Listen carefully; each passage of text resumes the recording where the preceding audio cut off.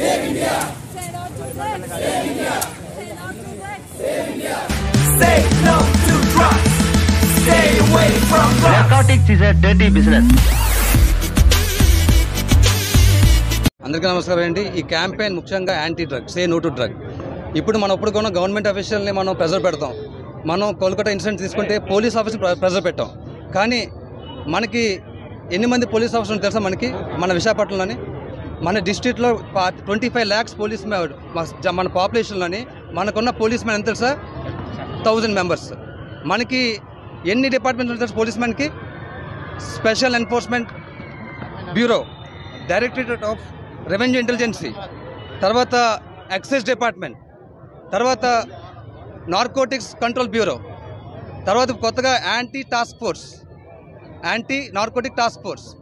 మనం అప్పుడు ఐజీ గారు రవికృష్ణ గారు హ్యాండిల్ చేస్తున్నారు.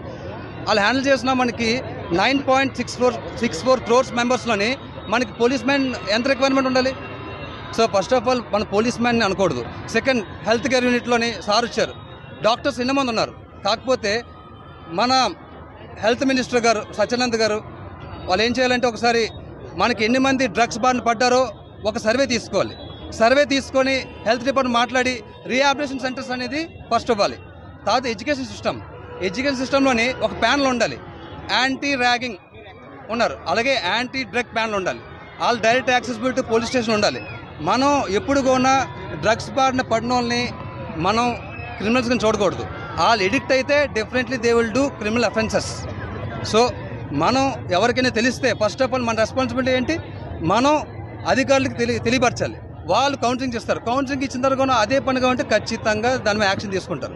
2, ఎరాడికేషన్ అంటే అరకు, పాడేరు, ఒరిస్సా క్రాస్ బార్డర్స్లోని మన పోలీస్ మ్యాన్కి 40% అలవెన్స్ ఇచ్చి మిలిటరీకి ఆ నేవీకి ఇచ్చిన అలవెన్స్ అవ్వండి మీకు తేల్చి పడేస్తారు. వాళ్ళే రిమూవ్ చేస్తారు.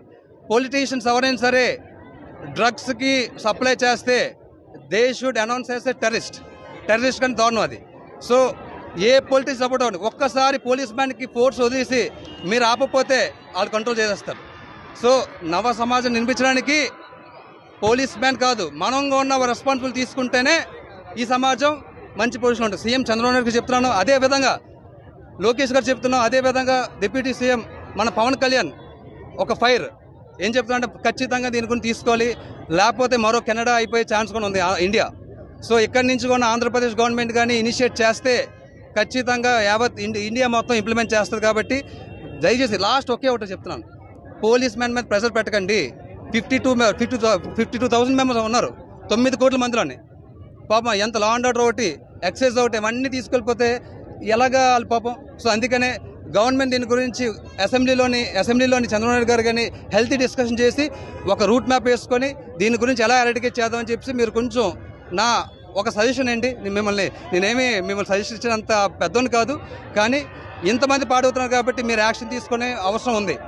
నాకు ఈ అవకాశం ఇచ్చిన మీడియా మిత్రులకి, అదేవిధంగా నాకు సపోర్ట్ ఇచ్చిన ప్రజలకి అందరికీ, యూత్ అందరికీ థ్యాంక్స్ అండి. Thanks for watching. Please subscribe our Spy News Live channel.